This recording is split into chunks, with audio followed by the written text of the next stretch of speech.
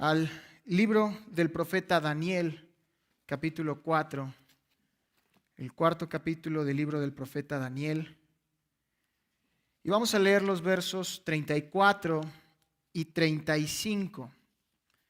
Daniel, capítulo 4, versos 34 y 35.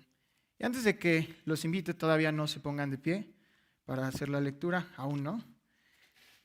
Quisiera comentarles algo que llegué a escuchar en algún momento, y es en ese sentir que los invitaría. En la liturgia de la iglesia, que no es otra forma de decir en la forma en la que llevamos el servicio, todo el tiempo, y lo escucharon los jóvenes el día viernes, lo estudiábamos este viernes pasado, todo lo que sucede entre el inicio del culto y hasta hace escasos segundos es lo que nosotros le decimos a Dios. Pero justo en este momento en que nosotros nos pongamos de pie y leamos este texto, va a ser Dios hablándonos a nosotros. Es la razón por la que creemos que el sermón es el punto culminante de la adoración colectiva, porque ya no es cuando nosotros levantamos alabanza a Dios, que por cierto muy hermosas, muchas gracias, sino que es Dios el que responde al clamor de su pueblo. Entonces, en ese sentido, quiero invitarte a que te pongas de pie y leamos juntos Daniel capítulo 4, versos 34 y 35, y lo leeremos al unísono. ¿Les parece? Dice así la palabra de Dios. Mas al fin del tiempo, yo, Nabucodonosor, alcé mis ojos al cielo y mi razón me fue devuelta, y bendije al Altísimo, y alabé y glorifiqué al que vive para siempre, cuyo dominio es sempiterno y su reino por todas las edades. Todos los habitantes de la tierra son considerados como nada, y Él hace según su voluntad en el ejército del cielo y en los habitantes de la tierra, y no hay quien detenga su mano y le diga: ¿qué haces? Amén. Oremos a Dios.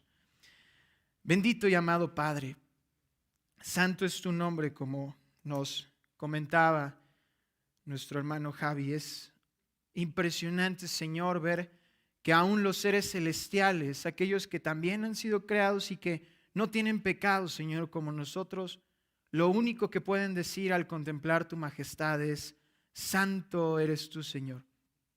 De ese tamaño es la inmensidad de tu gloriosa majestad, Padre. Y es en ese sentido que nosotros venimos aquí, humillados, pidiéndote que sea tu palabra la que nos hable. En este momento, Señor, haznos guardar silencio en nuestra mente y en nuestro corazón para que tú nos hables. Queremos escuchar tu voz, Señor. A esto hemos venido y para eso estamos aquí, Padre. Te damos gloria y alabanza como ya lo hemos hecho, y aún lo haremos ahora que te escuchemos hablar por medio de tu palabra, Señor, por medio de tu siervo. En Cristo Jesús oramos. Amén. Podemos tomar nuestros lugares, hermanos. Muchas gracias. En pasadas reuniones del Día del Señor hemos escuchado y hasta hemos cantado acerca de un Dios infinito. Y de hecho, como decía mi hermana Liz, ese es el mensaje del día de hoy, la infinitud de Dios. Me preguntaban por qué la infinitud y no la infinidad, y le respondía que es un término más, se ve más intelectual. Es básicamente lo mismo. Entonces, mis hermanos, si lo quieren decir infinitud o infinidad, es sinónimo. Pero la pregunta es: ¿qué significa? ¿Acaso nos referimos solamente a que Dios no tiene límites de ningún modo? ¿Es Dios el interminable espacio exterior, acaso? En este sentido es que primero debemos saber qué es infinitud o infinidad. El teólogo americano Wayne Grudem dice, y cito, que en la enseñanza de la Biblia Dios es infinito porque no está sujeto a ninguna de las limitaciones de la humanidad ni de la creación en general. En otras palabras, no hay ley que gobierne a Dios. Dios, como lo veíamos el domingo pasado, el día del Señor pasado con nuestro amado pastor, es autoexistente y autosuficiente. Decíamos en la clase de hace una hora de este filósofo griego, Anaximandro de Mileto, que desarrolló una idea de lo que él llamó el apeirón.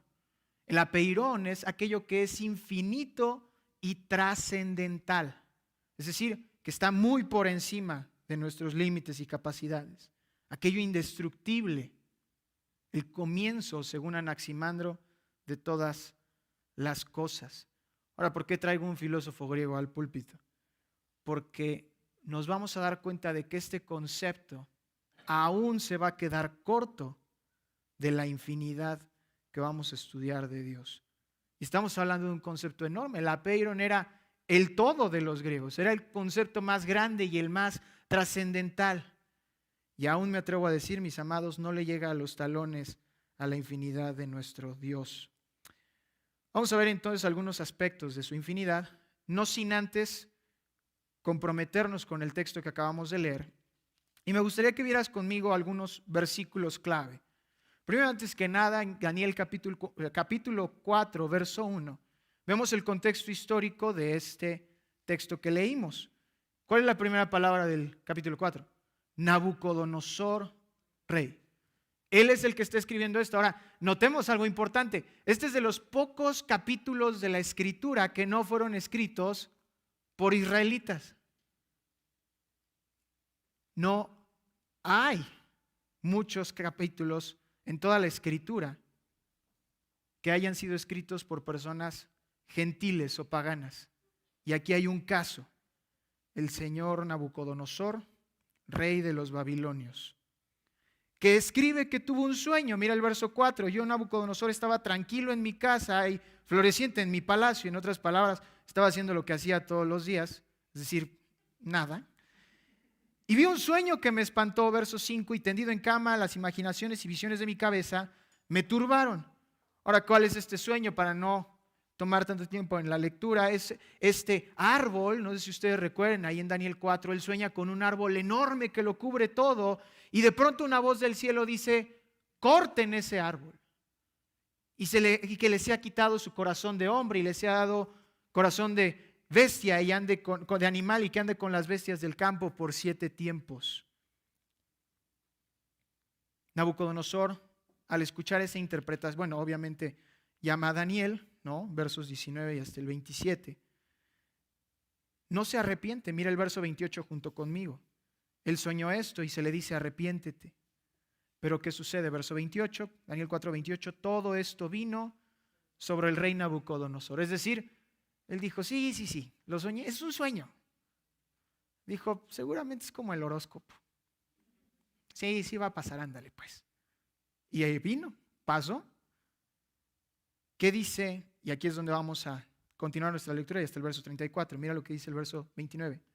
Al cabo de 12 meses, es decir, pasó todo un año, paseando en el palacio real de Babilonia, habló el rey y dijo, ¿no es esta la gran Babilonia que yo edifiqué para la casa real, con la fuerza de mi poder y para la gloria de mi majestad?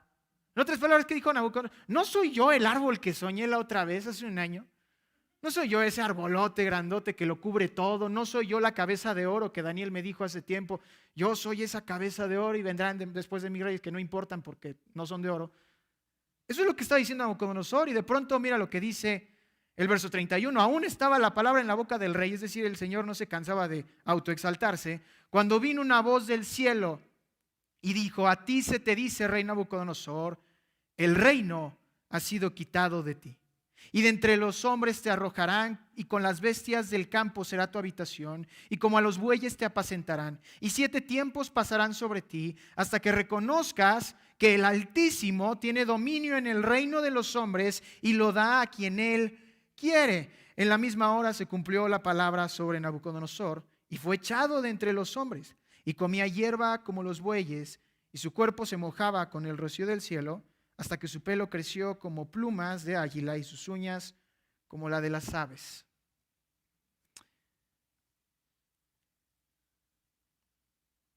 Y quiero que notes dónde comienza nuestro texto. Bueno, para dar un pequeño contexto a lo que acabamos de leer, Dios cumplió su palabra. Él dijo, te va a suceder, mejor arrepiéntete. Y Nabucodonosor dijo, sí, mañana. Ya que esté en mi lecho de muerte.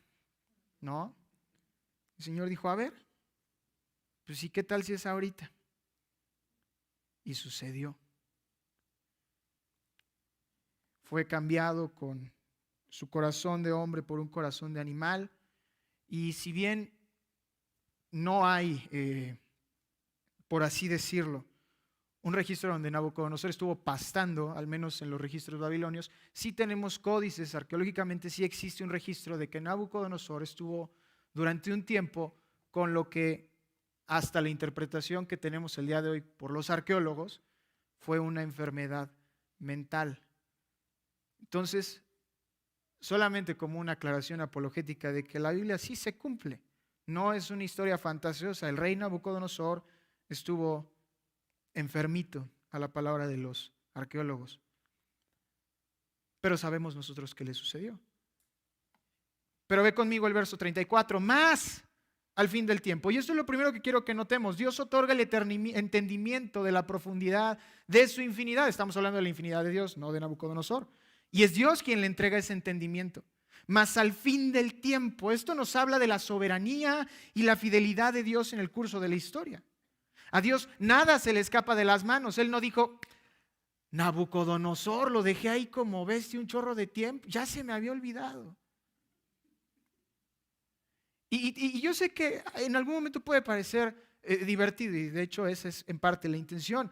Pero si lo aplicamos a nuestras vidas, mis hermanos, ¿cuántas veces hemos pensado que a Dios se le ha escapado de nuestras manos nuestros problemas o nuestras dificultades?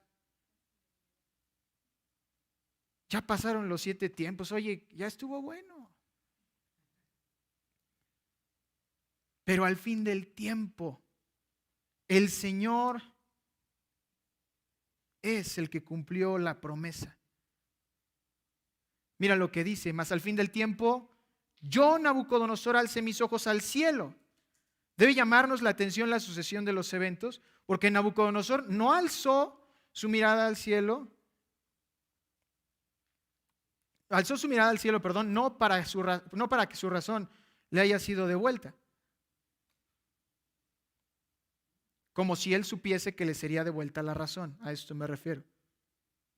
Ni siquiera alzó sus ojos y dice, el texto no dice, alcé mis ojos al cielo y dije, Señor, ya pasaron los 7 tiempos, es hora de que me devuelvas mi razón. No. Nabucodonosor alzó sus ojos al cielo y le fue devuelta su razón.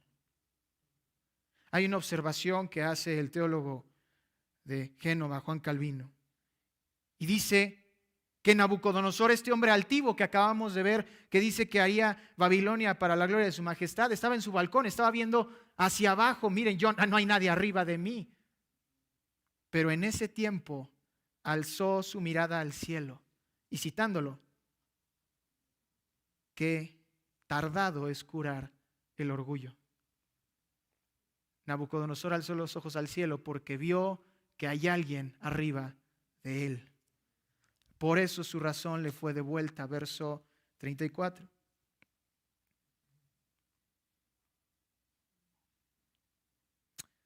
¿Y entonces qué sucedió? Bendijo. Verso 34. Mi razón fue devuelta. Y bendije al Altísimo y alabé y glorifiqué. Cuando Dios se revela al hombre y abre su entendimiento para contemplarle, este es el resultado natural.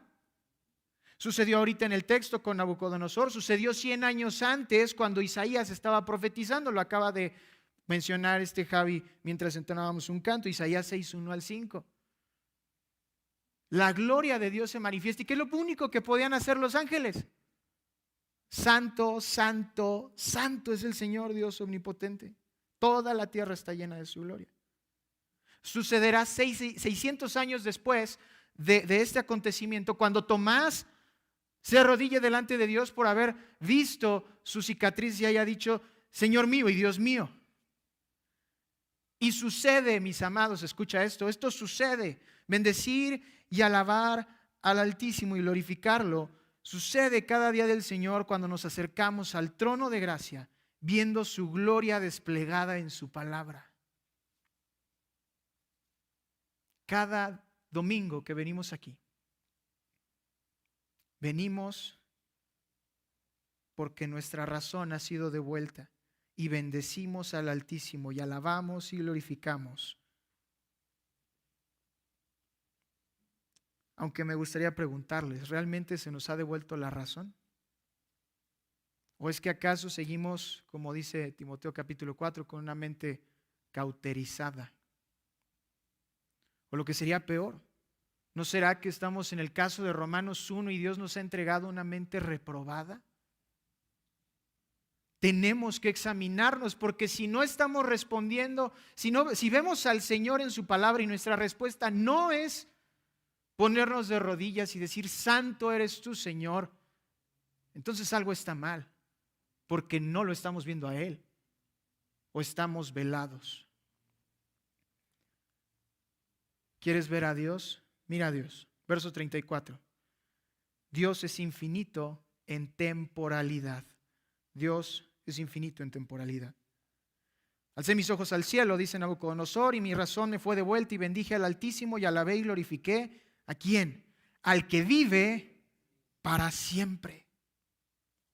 La eternidad de Dios, mis amados, va más allá de la línea temporal que nosotros conocemos. Él no empezó en el año 0 o en el año -1 y de pronto le echó cuerda al reloj, le puso ahí sus 20 centavos como si fuera cabina de teléfonos y después empezó a correr el reloj. Por supuesto que no. Esto sí sucedió, Dios le dio cuerda al reloj, pero no empezó a existir para luego darle cuerda al reloj, porque entonces diríamos, siguiendo este ejemplo, que el reloj realmente es el que es eterno, estaba ahí desde antes, tuvo que llegar Dios a echarlo en marcha. No, Dios estaba antes del principio de los tiempos. ¿Cómo empiezan nuestras Biblias? En el principio. Es decir, en el límite de lo que nosotros, bueno, es hacia acá, ¿verdad? En el límite de lo que nosotros podemos comprender en un inicio, en el límite de lo que nosotros sabemos que fue antes de todos los antes. ¿Qué dice? ¿Nació Dios? ¿Creó Dios? Creó Dios. Dios ya estaba moviéndose, Dios ya estaba tomando acción, Dios ya había tomado la decisión de crear los cielos y la tierra. Eso significa que Él ya estaba desde antes. El gran, y Él mismo se describe así, lo estudiamos la semana pasada, el gran yo soy, es trascendente, está por encima de nosotros. Significa que Él tiene, si quieren ver la eternidad de Dios de algún modo, es una infinitud atemporal o una infinidad atemporal, es decir, fuera del tiempo. No es comprensible, mis amados, en términos de extensión, sino de distinción. ¿Qué quiero decir con esto? Quiero decir que la infinita atemporalidad de Dios no puede medirse en términos del tiempo, porque Él está por encima de ese tiempo. No podemos decir cuándo cumple años Dios, ni cuántos años cumple Dios. No es posible. Una ilustración para que entendamos esta atemporalidad del Señor es como si tú y yo tuviéramos una regla de 30 centímetros y quisiéramos medir el universo. Ahora uno puede decir, bueno, sí es lograble, sí podemos, tú dame tiempo y con gusto te mido el universo. Y un lápiz, ¿no? Para hacer mis anotaciones. Pero la pregunta es, ¿dónde está mi marco de referencia? ¿Dónde empiezo? ¿Dónde termino? El universo no se expande en línea recta, se expande hacia todos lados. Entonces, si empiezo aquí, me falta todo lo de allá y se sigue expandiendo y así. ¿Y qué tal si doy un círculo y ya regresé? Entonces tengo que empezar mi medida. ¿Por qué? Porque trasciende, sin duda alguna. Trasciende el universo a una simple regla de 30 centímetros, mis amados. Así trasciende Dios al tiempo. No hay manera de utilizar el tiempo para medir la eternidad de Dios. Es por eso que el Salmo 92 lo dice y lo acabamos de leer también. Desde el siglo y hasta el siglo, tú eres Dios. Noten el tiempo verbal, no dice tú has sido Dios. Como que sucedió en un momento y está deteniéndose. Es tiempo presente. Tú lo eres. Antes lo eras, lo sigues siendo y lo vas a ser hasta que los siglos se dejen de contar. Y aún si se dejan de contar, sigue siendo Dios. Esa es la atemporalidad de nuestro Señor, la infinidad en su eternidad. Ahora, Dios no solamente es infinito en su eternidad, no es respecto al tiempo, sino también respecto al espacio. Mira lo que dice el verso 34. Bendije al Altísimo y alabé y glorifiqué al que vive para siempre, cuyo dominio es sempiterno y su reino por todas las edades. Ahora, Poncho, aquí sigue hablando de términos de tiempo, ¿no? Sempiterno, todas las edades, sí, pero ¿qué cosa? Su reino, su dominio. Ya vimos las referencias respecto al tiempo. Podemos verlas replicadas en esta alabanza. Pero ¿qué es aquello que es eterno? Su esencia, poder, y viene aquí, dominio. ¿Qué tanto se extiende el dominio de tu Dios? Ahora, ¿sabes por qué es importante esto? Porque en tiempo de Nabucodonosor, en tiempo del Israel del 600 y feria antes de Cristo, lo que sucedía es que, utilicemos una ilustración para el día de hoy, tenemos un Dios que está aquí, localmente en Iglesia Cristiana Renovación. Y mientras estemos aquí bajo la protección de este Dios que está aquí en Iglesia Cristiana Renovación, nos va a ir bien. Pero si nos vamos al sur, a Guatemala, Belice, tenemos que preguntarle a la iglesia local de allá, oigan, ¿cuál es su Dios? Porque Él los está protegiendo ahí. Así es como se creía en estos tiempos por las deidades de los babilonios y de los asirios y de los egipcios. Ellos tenían dominios geográficos. Mi Dios me protege en Egipto y por eso me los tenía que llevar, yo egipcio, yo babilonio, me tenía que llevar mis estatuas y mis monumentos de mis dioses a la batalla para que me acompañen, porque si no se queda allá protegiendo mi tierra. ¿Yo para qué lo quiero en mi tierra?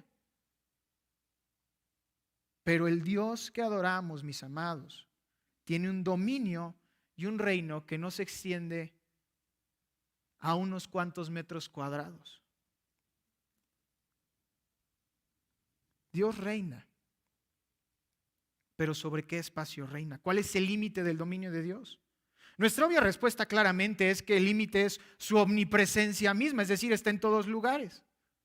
Dios no tiene límites de espacio y lo vamos a ver en las próximas semanas cuando lo estudiemos con nuestro amado pastor. Él está en todo lugar. Pero debemos ser cuidadosos al decir esto por varias razones. Permítanme rápidamente decirles qué son esas cosas. Primero y antes que nada, Dios está presente ante todas las cosas, pero Dios no es todas las cosas. Tenemos que ser cuidadosos. Dios está presente ante todas las cosas, pero Dios no es todas las cosas. Un error común de las religiones paganas era creer que el Dios omnipresente que ellos adoraban estaba presente en los elementos mismos. Es decir, como Dios lo cubre todo y Dios lo llena todo, entonces este mueble de madera es Dios, este micrófono es Dios, este micrófono es Dios, este chaleco es Dios, y así me puedo seguir. Eso se llama panteísmo, ¿sí? Y lo podemos ver. Acompáñame a Isaías 44, tú no pierdas Isaías, Daniel 4. Acompáñame a Isaías 44 y mira lo que dice los versos 16 y 17. Si mi Biblia tuviera Isaías. Sí tiene, miren, aquí está. Isaías 44, versos 16 y 17 dicen así, la palabra de Dios hablando por medio del profeta Isaías.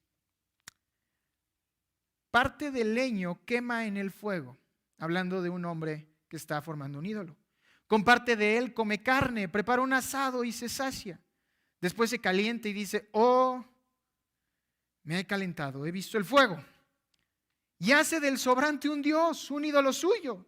Se postra delante de él, lo adora y le ruega diciendo, líbrame porque mi Dios eres tú. O sea, este hombre, si lo podemos traer un ejemplo de la realidad y de nuevo, o bueno, de la actualidad mejor dicho, es como si yo fuera a hacer Por cierto, quien se quiera ofrecer, con mucho gusto, los hermanos estamos más que dispuestos. Invita a hacer una carne, ¿no? E insisto, la invitación sigue abierta, quien quiera ofrecerse. Y ponen el carbón para calentar las carnitas, ¿sí? Y terminamos todos de comer, nos saciamos, y de pronto tomamos el carbón, lo tallamos y hacemos un ídolo. Y decimos, Iglesia Renovación, este es tu Dios que te libró de mano de Egipto. Mañana será fiesta al Señor, como lo hicieron con el becerro de oro. Eso es panteísmo. Ellos creían que Dios habitaba esencialmente en estos elementos físicos. No los israelitas, sino los paganos. Pero Dios no es así.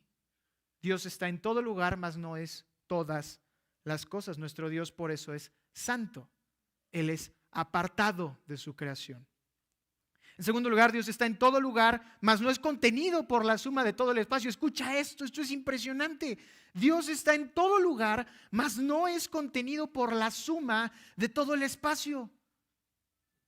Y si creemos, como dicen los astrónomos, no astrólogos, astrónomos, que el universo es infinito, entonces ¿cuánto más Dios? Porque el universo infinito no lo puede contener. Cuando hablamos de la infinitud espacial de Dios, debemos apelar a este tema de la trascendencia, porque entonces Él está separado de la sustancia material, de modo que si el Dios Trino decidiese materializarse, ¿qué estoy diciendo en pocas palabras? Si Dios sabemos que es espíritu, Juan 4:24, Dios es espíritu. Pero si Dios decidiera hacer material toda su gloria, si Dios quisiera que toda su majestad se volviera tangible, percibible, mis amados, sería imposible que toda la infinidad de la extensión del universo pueda contenerlo. ¿Qué dijo Salomón cuando oraba al Señor dedicando el primer templo? Los cielos no te pueden contener, cuanto menos este templo hecho de manos humanas. ¿Cuánto menos? Si quedan dudas respecto a eso, queda nada más, muchas gracias, queda nada más hacernos la pregunta o hacer la ilustración. ¿Cómo comprender la infinitud de Dios? Quiero que imaginen por un segundo que el universo es una pecera con peces, obviamente, y adornos y lo que le echamos a una pecera, arena y comida para pez y lo que ustedes quieran. Y la presencia de Dios es el agua dentro de esa pecera. Pero espérense, ¿no se supone que dijimos que el universo no puede contener a Dios? Entonces, estaríamos diciendo que la pecera contiene el agua y entonces el universo contiene a Dios. Sí, pero esta pecera está en medio del océano. El universo es solamente una cosa así, dentro del vasto mar de la presencia de Dios. ¿Por qué? Porque el vasto mar de esta ilustración trasciende una cosa tan pequeña como una pecera. Dios es infinito en su espacialidad y también lo es en su poder. Mira cómo empieza uno de los versos más hermosos de todo el Antiguo Testamento, Daniel 4:35. Todos los habitantes de la tierra son considerados como nada. Si juntásemos, mis amados, todo el poder de todos los hombres, ahora que estamos viendo un conflicto bélico, si juntamos todas las armas que tenemos en nuestro poder, de todo el mundo, junto con toda la energía que el hombre ha podido producir por medio de la naturaleza, las grandes máquinas de vapor de la primera revolución, las grandes turbinas eléctricas de esta segunda revolución industrial, y aún si diseñamos la más grande máquina del mundo, que fuese operada con la fuerza de cada hombre que habita el planeta, ninguno menos, aún toda esta energía y este poder no se compara al poder de Dios. Entendemos el poder de Dios como infinito por la forma en que se manifiesta en la historia del universo. El poder de Dios es tan vasto, mis amados, que creó el universo mismo y las leyes que lo contienen. ¿Y recuerdas cómo lo hizo? Este es el punto clave. Por eso decimos que su poder es infinito. ¿Cómo creó Dios el mundo? Llamándolo existencia. En otras palabras, mis amados, como decimos coloquialmente, no movió un dedo. Fue el poder de su palabra. ¿Quién de nosotros, mis amados, por más que hablemos, declaremos y decretemos y atemos y desatemos, podremos siquiera llamar un grano de arena existencia? Les recuerdo que 400 hombres se les ocurrió que podían hacer descender fuego en el monte Carmelo. Y fue Elías el que dijo, yo no lo voy a hacer, lo va a hacer Dios.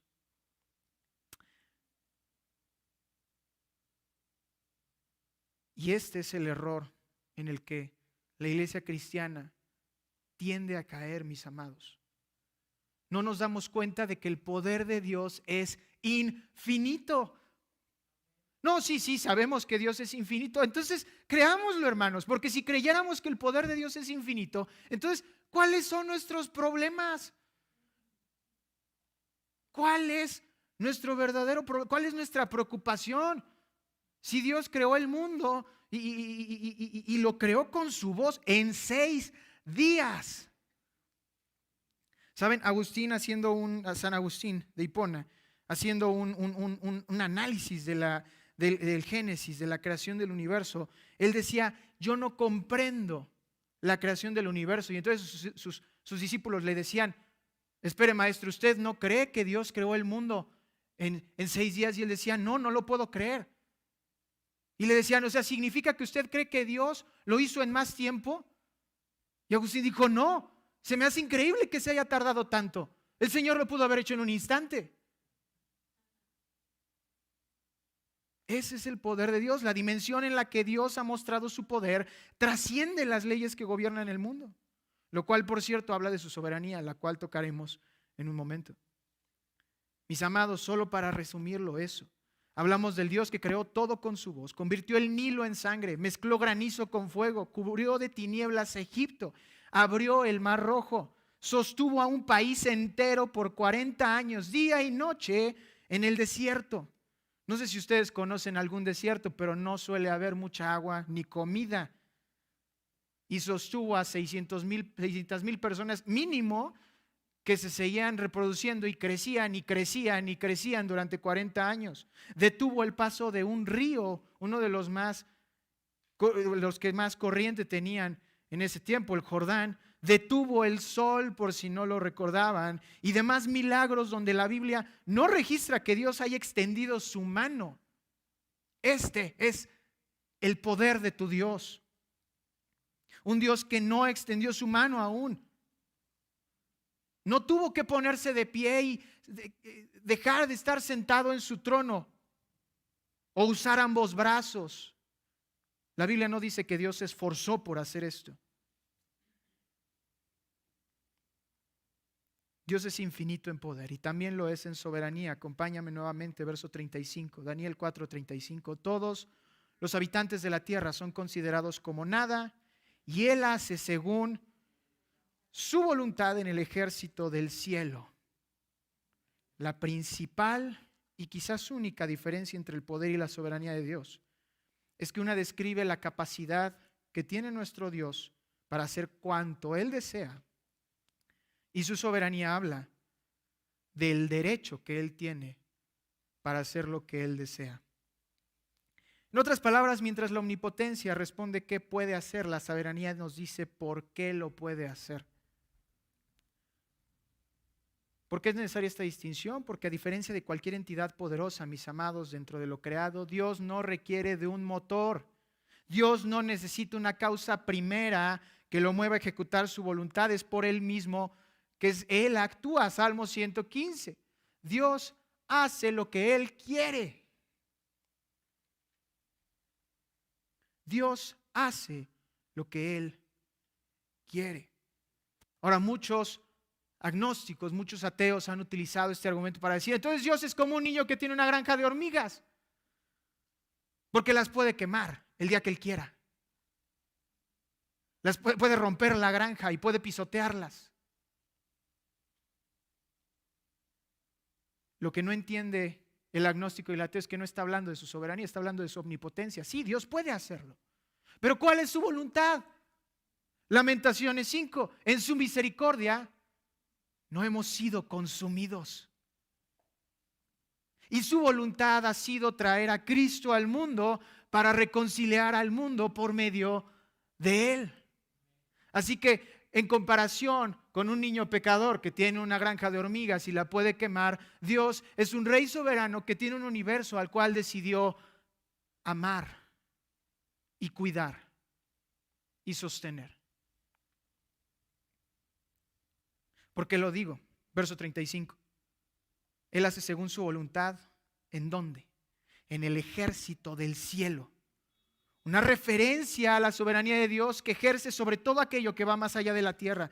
Dios sustenta su creación de manera soberana. Mis amados, la soberanía de Dios no está en la tierra nada más. No es como que Dios diga, yo soy el Dios de esta tierra y a la luna, pues a ver a quién le van a ir a rezar. Dios es el que hace que el sol salga y se vuelva a poner. Ahora, si queremos ser muy científicos, bueno, es el que hace rotar la tierra para que parezca que el sol sale de un lado y se pone del otro. Pero Dios es el que ejerce ese poder. Es Dios el que soberanamente así lo decide. Dios es infinito en autoridad también. Verso 35. Él hace según su voluntad en el ejército del cielo y en los habitantes de la tierra, y no hay quien detenga su mano y le diga, ¿qué haces? La soberanía de Dios se diferencia de la autoridad de Dios en que mientras que la soberanía es el derecho de ejercer su voluntad, la autoridad de Dios es la libertad para ejercer esa voluntad. Es decir, la soberanía nos dice por qué lo puede hacer, pero la autoridad nos dice sobre quién lo puede hacer. Y una vez más, la autoridad de Dios trasciende la comprensión humana en un sentido único e impresionante. ¿Qué límite es la autoridad de Dios? ¿Quién puede decir que es su secretario, por así decirlo? Como para decir, yo no estoy en el lugar de Dios, pero estoy abajito. ¿Quién de nosotros puede decir eso? Aún quién de nosotros puede decir, bueno, no estoy de ese lado hasta arriba, porque la autoridad de Dios es infinita, pero aquí están todos ustedes y yo estoy medio centímetro arriba. ¿Quién de nosotros puede decir eso? Porque cuando vemos la autoridad de Dios, es tan alta, tan vasta y utilizamos esa palabra, infinita, que aún si alguien, siguiendo estos ejemplos y esta ilustración con metros y centímetros, si alguien fuese 2, 3 metros más alto en autoridad que nosotros, mis amados, no importa, todos estamos debajo de la autoridad del Dios Supremo. Ese es el punto. La autoridad es medida en instancia de poder e influencia que una entidad comprende sobre aquello que se encuentra. Ahora, Poncho, puedes decirlo en cristiano, con mucho gusto. La autoridad no se trata de quién está arriba de mí, sino de a quienes tengo debajo. Eso es autoridad. Y en este sentido, dado que Dios lo ha creado todo, Él está sobre todo. Y como a nadie creó a Dios, porque nuestro Dios es el ser no creado, no hay nadie por encima de Él. Entonces, volviendo al texto, mis amados, ¿quién es Nabucodonosor sino una pieza más en el tablero del Dios soberano? ¿Quién soy yo sino un peón más en su plan divino? Para el Dios a quien el viento y el mar le obedecen, ¿qué es el hombre? Daniel 2 lo dice, Dios pone, y es más, vamos a leerlo, Daniel 2:21, ya están en Daniel 4, solo hace falta dar vueltas a su Biblia unas cuantas páginas. Daniel 2:21, mira lo que dice. Daniel está alabando a Dios porque recibió la interpretación de otro sueño que tuvo Nabucodonosor, el sueño de la estatua.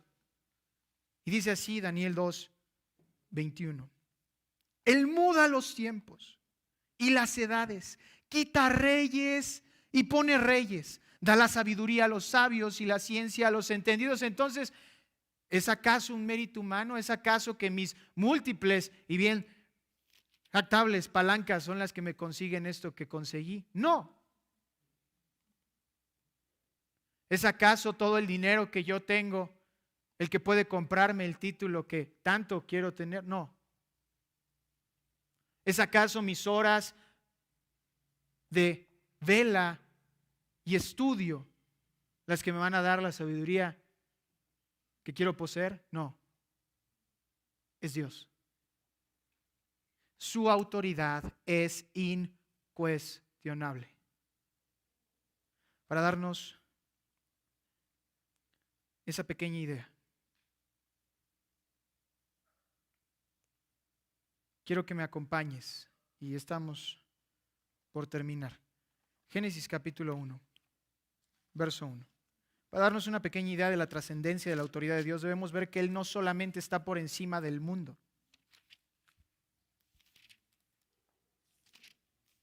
Y mi Biblia tiene muchas cosas antes de Génesis y ahí está. Génesis capítulo 1, verso 1. Nota la autoridad de Dios en cada aspecto del Génesis. Génesis capítulo 1, verso 1. En el principio, detengámonos ahí, autoridad sobre el tiempo. En el principio creó, detengámonos nuevamente ahí, autoridad sobre las leyes de la física. Dios decidió crearlo, Dios lo crea. ¿Qué creó? Los cielos, otra vez, autoridad sobre la creación inmaterial. Y la tierra, autoridad sobre la creación material. Dios no solamente es el jefe de todos los que estamos aquí, se acabó. Dios es el que está por sobre todas las cosas. Ahora, ¿por qué insisto tanto en esto, mis amados hermanos? Porque no entendemos, y lo digo con un corazón roto, no entendemos, mis amados hermanos, que la autoridad de Dios es tan vasta y tan grande que no tenemos que apelar al jefe humano por X o Y cosas. No tenemos que apelar al superior civil por X o Y cosas. Tenemos que ir a Dios.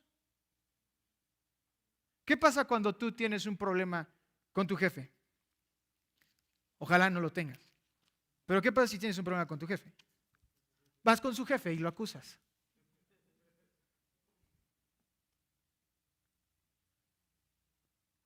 Vamos con Dios. Señor, me hace falta esto. Señor, necesito de tu ayuda. Señor, he pecado. Disciplíname. Padre, guíame. ¿Por qué? Porque tú eres infinito en autoridad. Mira cómo termina Daniel 4:35. Él hace según su voluntad en el ejército de los cielos y en los habitantes de la tierra, y no hay quien detenga su mano y le diga, ¿qué haces?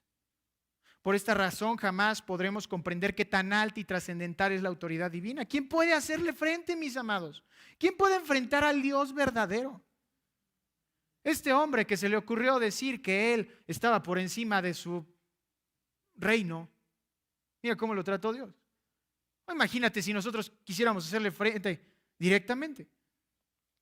Si tan solo no somos dignos ni de acercarnos, de no ser por los méritos de Cristo, ¿cómo aún nos atreveríamos a hacerle frente a Dios?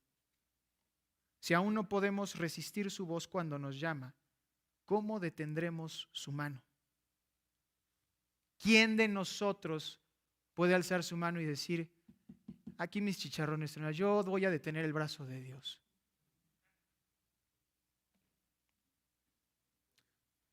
No podemos comprender la infinita atemporalidad de Dios, pero sabemos que trasciende por completo la barrera del tiempo. No podemos entender cómo opera su omnipresencia dentro del marco de un universo contenido, pero sabemos que Él siempre está presente. No podemos dimensionar la totalidad de la inmensidad de su fuerza, pero sabemos que aún el poder de Dios solamente por su voz supera toda barrera jamás alcanzada por el universo. No podemos sintetizar los alcances de la soberanía de Dios, pero sabemos que Él hace cuanto Él desea y le place. No podemos describir la totalidad de la autoridad de Dios, pero sabemos que nadie podrá detener sus planes perfectos. Esa, mis amados hermanos, es la infinidad de Dios. Hablando de un Dios tan trascendental, nos queda nada más una cosa y es la que nos asusta más. Es un Dios que si el día de mañana decide fulminarnos, ¿quién va a detener esa mano? Una vez le preguntaron a un teólogo en un panel de preguntas y respuestas: si Dios es tan bueno y es tan poderoso, ¿por qué no acaba con toda la maldad del mundo esta misma noche? A lo que este hombre contestó: si Él acabara hoy con toda la maldad del mundo, ¿quién podría ver el amanecer el siguiente día? Esa es la infinidad de nuestro Dios. Es tan trascendental que parece lejano, pero aquí te lo a lo más asombroso, y con esto concluyo. Lo más asombroso es que el Eterno vino en la plenitud de los tiempos, Gálatas 4. El omnipresente fue contenido en carne y hueso. El Todopoderoso pasó hambre y sed. El soberano fue sentenciado y condenado por hombres pecadores. Todo con tal de que aquel de infinita autoridad decretase en una cruz: consumado es. El Dios infinito, el Dios que trasciende todo, habitó entre nosotros. Y como dice Juan, vimos su gloria.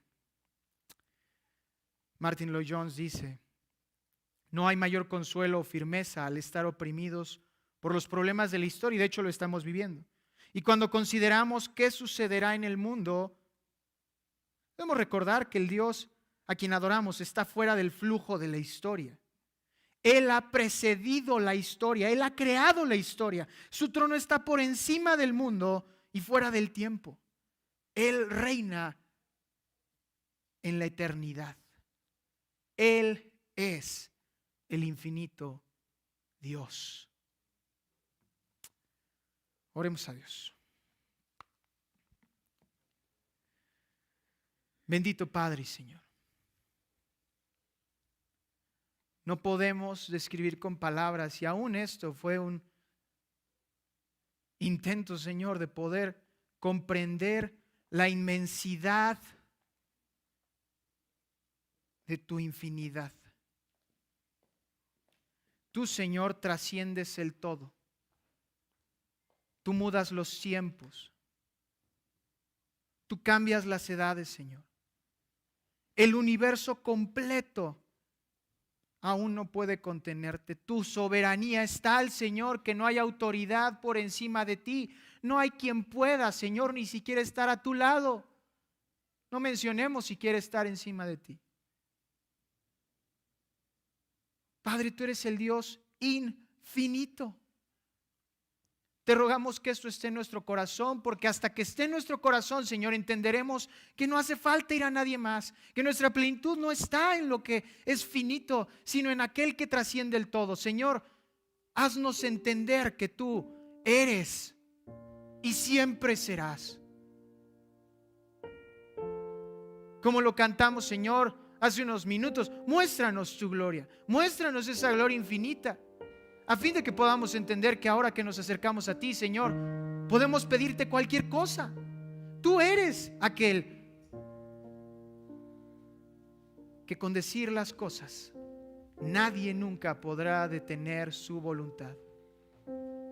Tú eres aquel que hace 2000 años, Señor, decretó que vendría a este mundo y vino a este mundo. Viniste, Señor Jesucristo, y en tu voluntad, tu infinita y perfecta voluntad, te entregaste por nosotros. Padre, gracias por el sacrificio de tu amado Hijo Cristo. Ayúdanos, Señor, a entender esto, porque solo a ti es la gloria.